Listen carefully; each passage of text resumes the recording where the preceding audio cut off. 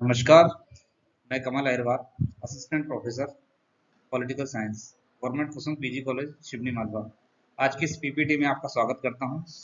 हमारी आज की इस पीपीटी का शीर्षक है, टाइटल है भारतीय विदेश नीति के सिद्धांत। तो आइए समझते हैं भारतीय विदेश नीति क्या होती है और भारतीय विदेश नीति के सिद्धांत क्या है। सबसे पहले समझते हैं भारतीय विदेश नीति।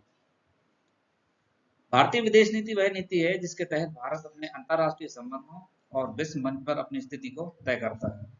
यह नीति देश की संप्रभुता, सुरक्षा, आर्थिक विकास और अंतर्राष्ट्रीय प्रतिष्ठा को बढ़ाने के लिए तैयार की गई है। भारतीय विदेश नीति का मुख्य उद्देश्य देश के राष्ट्रीय हितों की रक्षा करना है और विश्व शांति और स्थिरता को बढ़ावा देना है। आइए अब हम देखते हैं भारतीय विदेश नीति के प्रमुख सिद्धांत कौन कौन से हैं। इसमें प्रथम सिद्धांत में आता है गुट निरपेक्षता की नीति। गुट निरपेक्षता क्या होता है? भारत ने शीत युद्ध के दौरान किसी भी सैन्य गुट का हिस्सा न बनने का निर्णय लिया और गुट निरपेक्ष यानी कि NAM एक आंदोलन चला, उसका नेतृत्व किया। इसका उद्देश्य शांति और स्वतंत्रता के लिए एक स्वतंत्र विदेश नीति रखना था। दूसरा सिद्धांत है पंचशील का सिद्धांत। 1954 में भारत ने और चीन के बीच में एक समझौता हुआ था। उस समझौते के तहत पंचशील के सिद्धांतों को अपनाया गया। इसमें आपसी सम्मान, गैर आक्रामकता, गैर और आपसी गैर हस्तक्षेप, समानता और पारस्परिक लाभ तथा शांतिपूर्ण सह अस्तित्व इस पंचशील सिद्धांत के अंतर्गत आते हैं। अगला सिद्धांत था पड़ोसी पहले नीति यानी नेबरहुड फर्स्ट पॉलिसी। भारत अपने देशों के साथ अच्छे और सहयोगात्मक संबंध बनाए रखने पर जोर देता है।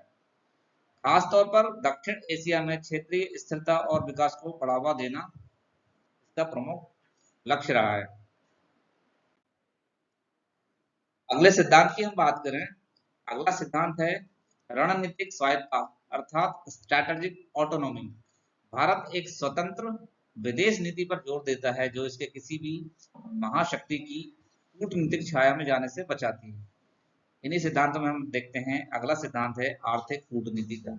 आर्थिक कूटनीति मतलब होता है वैश्विक अर्थव्यवस्था में भारत की भागीदारी को बढ़ाने के लिए आर्थिक कूटनीति पर जोर दिया जाता है। इसमें व्यापार, निवेश और तकनीकी सहयोग को बढ़ावा देना इसका हिस्सा है।